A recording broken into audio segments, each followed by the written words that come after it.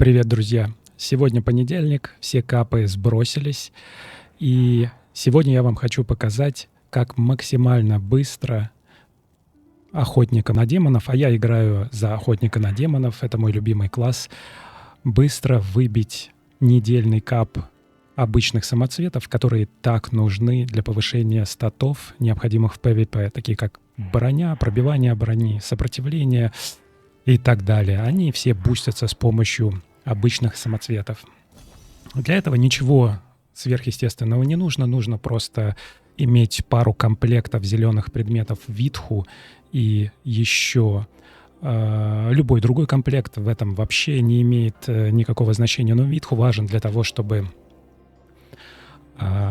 продлевать действие положительных эффектов. Ну и первое, что мы сделаем, мы пойдем, конечно, к барышне, Замина ее зовут, которая у нас управляет сущностями, и посмотрим, что у нас можно изменить, что нужно для того, чтобы у нас была максимальная скорость. Давайте я расскажу, что такое вообще Эребан. Ну, если вы играете, вы уже прекрасно знаете, но Эребан — это место, где нужно бегать и открывать сундуки. Там есть 8 уровней сложности, и там очень важно быстро открыть все эти сундуки. Если ты доходишь до 8 уровня сложности и открываешь все сундуки за 8 уровней сложности, то ты получаешь, и выходишь, не умираешь, ты получаешь 8 обычных самоцветов. 4 привязанных и 4 те, которые можно продать на рынке.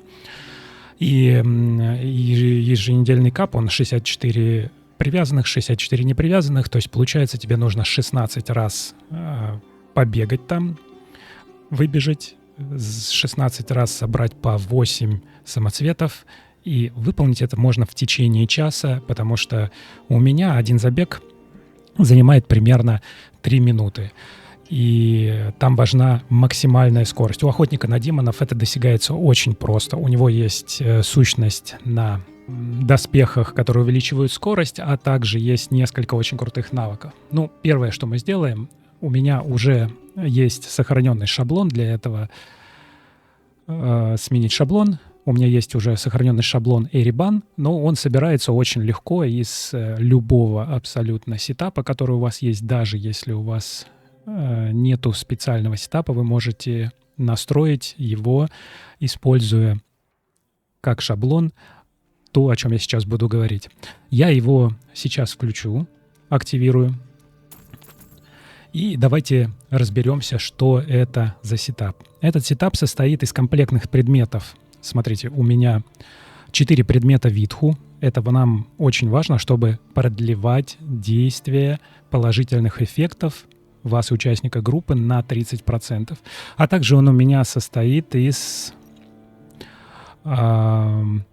4 предметов награды мрачного проводника. Это мой сетап для PvP боев, потому что я делаю рывок, увеличиваю на 15% свой урон и повышаю критический удар. Но это нам точно так же будет важно и для Эребана, потому что у нас там много будет рывков для ускорений. Можно собрать любой другой комплект, это в принципе не важно, потому что эти рывки на скорость не влияют, а влияют именно выбор сущностей и ветки совершенствования. В качестве ветки совершенствования я выбираю предвестник. Почему предвестник? Все очень просто, потому что здесь я выбираю быстрый шаг. Время восстановления умений с рывком сокращено на 10%. У нас сокращается время восстановления между рывками. Очень важно, вы можете беспрепятственно проходить сквозь монстров, а также преграды и ловушки, созданные с помощью умений. Это важно, потому что в Эребане на вас нападают полчища монстров, и если ты не умеешь сквозь них проходить без остановки, то есть если они тебя блокируют, то это, конечно, верный путь проиграть в Эребане. Ну, конечно, вероятность критического удара повышена на 10% от вашей скорости передвижения, а так как у нас заточено все на скорость передвижения, то у нас постоянно будет повышенный урон, вероятность крита.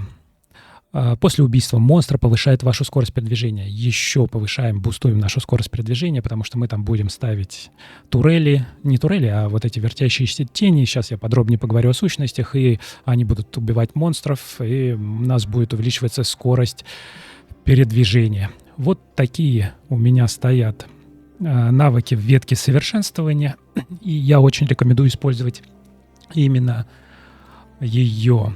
В качестве комнаты для отряда я использую защитник, где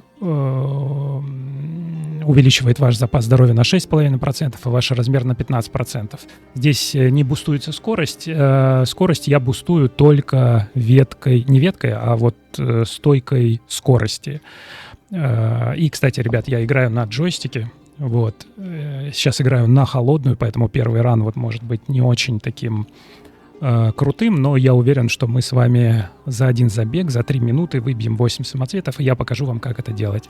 Теперь мы переходим к нашей дорогой замине и посмотрим, какие мы будем использовать сущности на наших доспехах.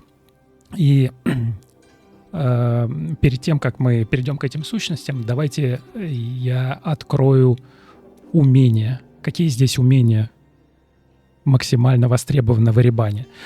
Ну, во-первых, это обстрел. У нас все будет заточено на обстреле, потому что мы дадим сущность, что когда обстрел работает, у нас скорость передвижения увеличивается на 30%. У нас будет отрыв, чтобы делать быстрые рывки, и мы добавим сущность, чтобы прыгать вперед, а не назад. Взгляд теней — очень крутая сущность, присущая только охотнику на демонов. Когда ее активируешь, у тебя повышается скорость на 20%.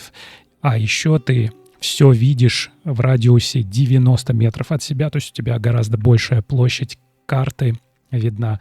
Ну и у нас останется там еще вариант. Я использую здесь шакрам. Почему я его использую?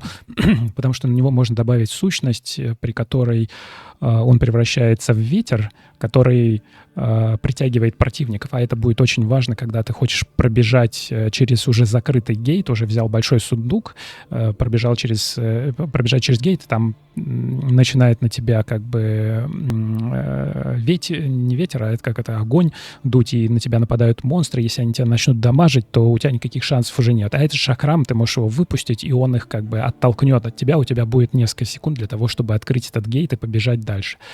И теперь давайте вот заскриньте, какие у меня здесь умения. Давайте мы перейдем к дорогуше замине и посмотрим, какие я сущности поставил для Эребана.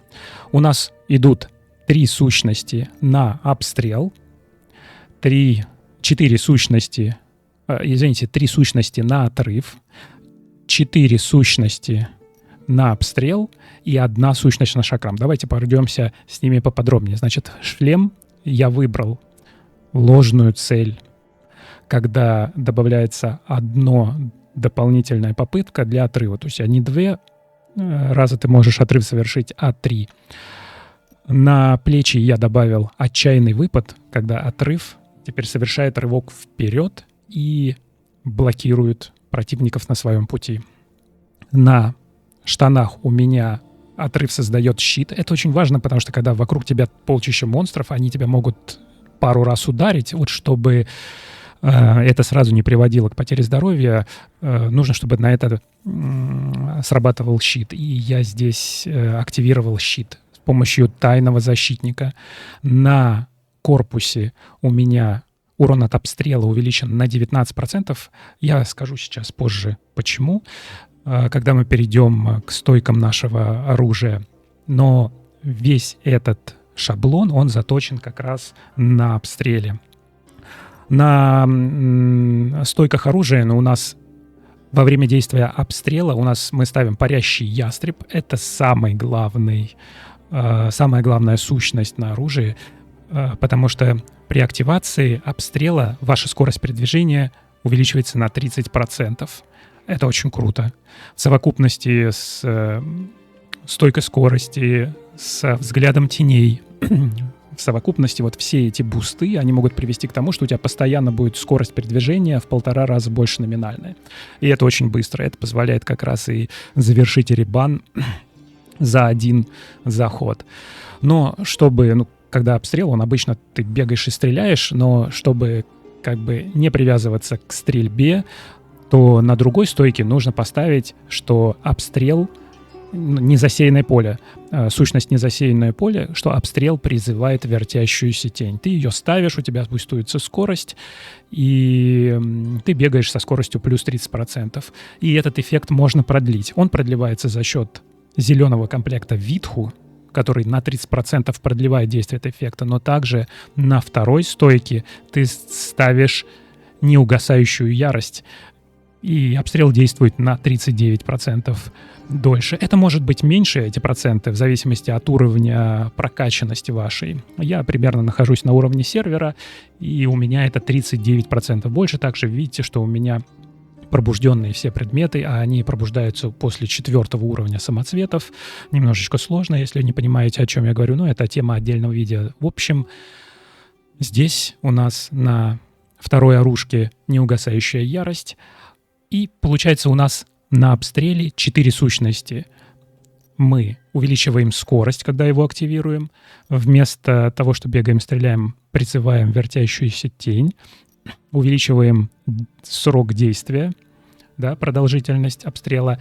И также мы увеличиваем урон от обстрела. У нас никаких больше других навыков нет. Нам нужно в Эребане только бегать. Поэтому обстрел, мы будем его ставить, бегать, а он пусть бегает, он пусть крутится и стреляет, и убивает монстров. А когда он убивает монстров, у нас увеличивается скорость благодаря ветке совершенствования. Все очень гармонично и круто. Ну и, конечно, у меня там был в навыках шахрамчик. На шахрамчик мы ставим сущность лунный электрум, о которой я говорил, что он выпускает ветряной клинок вместо шакрама, который тянет за собой пораженных противников. И это как раз клевая тема, когда ты застрял перед гейтом, его нужно открывать, на тебя там огнеметы херачат, и ты, если не оттолкнешь противников, они тебя начнут дамажить, и никакого шанса там выжить нет, ты проигрываешь. В общем, вот такой вот сетап. Скриньте, а мы давайте пойдемте в Эребанчик и попробуем его взять. Кстати, давайте посмотрим, какая у нас скорость передвижения по дефолту. Вот смотрите, у меня активирована только стойка скорости, и по дефолту у меня скорость передвижения 24%. Если я активирую взгляд теней, у меня скорость передвижения увеличится до 34%. Если же я поставлю турель, у меня скорость передвижения станет 44%. Ну, со всеми остальными бустами, когда ты убиваешь монстров там или совершаешь рывки благодаря веткам совершенствования, она у тебя будет 1,5 раза. Итак, вот у нас ворота в Эребан, мы в них заходим, и сейчас мы за 3 минуты заберем отсюда 8 самоцветов.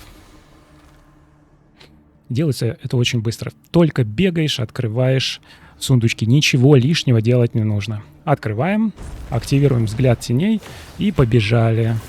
Раз.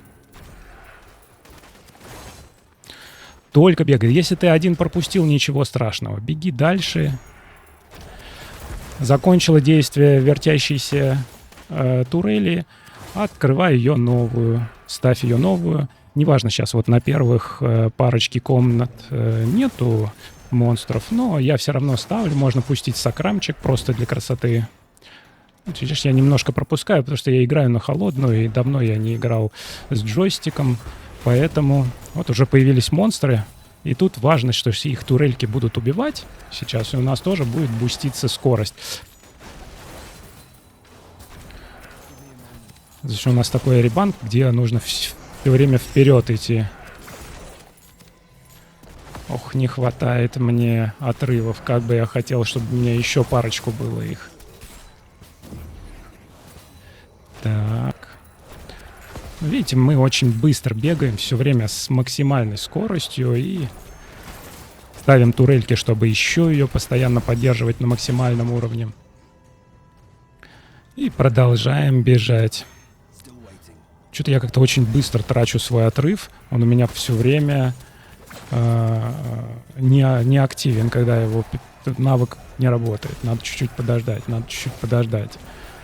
Все время не хватает отрыва. Still recharging. все перезаряжает отрыв, зараза. Вот смотрите, у нас 6-й уровень сложности, появился сундук, но брать его совершенно не обязательно, потому что если мы возьмем его, то мы получим только 6 самоцветов. Более того, нам придется убегать от зла, а в этом сундуке на самом деле ни хера не лежит. Поэтому сосредоточьтесь на том, чтобы... Да что такое? Я пробегаю из них, я нажимаю крестик на джойстике, а они не берутся. Сосредоточьтесь именно на том, чтобы закрыть маленькие сундуки, чтобы у тебя был 8-й уровень сложности, потому что ты тогда сможешь взять именно 8 самоцветов. Нам бегать в Эребан нужно для самоцветов. Вот. И вот последний берем сундучок и побежали обратно. Смотрите, мы взяли 8 сундуков. И смотрите, я сейчас этот сундук большой не буду брать, потому что в этой локации на самом деле сложно будет преодолеть вот этот гейт, ворота, видите, которые на карте появились. И я всегда там умираю, как если взял большой сундук. Но даже если мы его не взяли, мы все равно получим 8 самоцветов. И сейчас я покажу вам, сколько это займет. Видите, у нас даже 20 секунд осталось, и мы спокойно выбегаем. А давайте... О, что тут у нас? Вот сундучок еще есть, мы даже успеем его забрать. Вот так вот. Ну, играю, ребят, на холодную. Поэтому вот вставайте вот как раз вот в эту точку. Здесь появится портал на выход. Мы сейчас выбежим. Оп, выбежали. И смотрите, смотрите. Вот мы прошли Эребан за... Сейчас он нам скажет, сколько... 3 минуты 6 секунд. Мы получили 1, 2, 3, 4, 5, 6, 7, 8 самоцветов. Круто. 3 минуты. У тебя 8 самоцветов. Конечно же, нужно сразу же разобрать все барахло у Раика. Потому что я не покупал благословение изобилия, которое открывает дополнительное место в твоем рюкзаке. И вот, смотрите, у вас 64 кап из привязанных, 64 из непривязанных, и за один забег вы получаете 8 самоцветов. Вам нужно пробежать таким образом 16 раз. Ну, простейшая математика, и вы получаете примерно час времени нужно потратить, чтобы выполнить кап на самоцветы и бустовать своего героя для PvP боев. А все оставшееся время потратить на что-то более полезное, чем игра в Diablo Immortal. Ну, например, на изучение английского языка или чтение книжек, ну, или еще чего-нибудь. Спасибо, друзья, что посмотрели, и увидимся в следующем видео, где я тоже расскажу парочку секретов об игре Diablo Immortal. Удачи!